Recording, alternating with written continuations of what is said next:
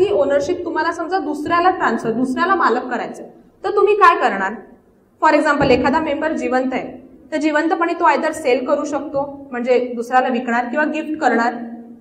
ह्याचं document register करावं लागतं. म्हणजे जर का तुम्ही एखाद्याला विकत असाल तर आपण त्याचं सेल डीड करतो, ते आपण सब रजिस्ट्रारच्या ऑफिसमध्ये रजिस्टर करतो. स्टॅम्प ड्युटी आणि रजिस्ट्रेशन चार्जेस गव्हर्नमेंटला भरतो. गिफ्ट डीड करत असू नात्यामध्ये तरी ते बक्षीसपत्र आपण सब रजिस्ट्रारच्या ऑफिसमध्ये रजिस्टर करतो.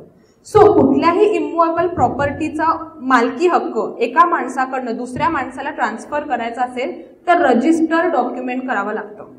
कोऑपरेटिव्ह सोसायटीज अमेंडमेंट ऍक्ट जो 2019 साली हा आलेला आहे, ह्याच्यामध्ये स्पेसिफिकली हे म्हटलेलं आहे की ओनरशिपची ट्रान्सफर होते रजिस्टर्ड डॉक्युमेंटने. ओके, कारण तुम्ही गव्हर्नमेंटला कळवलं पाहिजे. तुम्ही म्हणाल आम्ही नॉमिनेशन फॉर्म भरतो, इंडेमनिटी देतो, नोटरी करतो, चालणार नाही.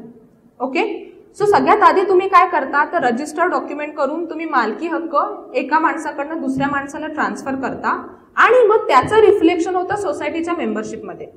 मग आता जो नवीन ओनर झालेला आहे, मालक झालेला आहे, त्याने सोसायटीला ऍप्लिकेशन करायचं असतं की बाबा हे माझं डॉक्युमेंट आहे, त्याची कॉपी सोसायटीला सबमिट करायची असते की मी आता नवीन ओनर झालेलो आहे, आता मला तुम्ही मेंबर पण करा सोसायटीचा.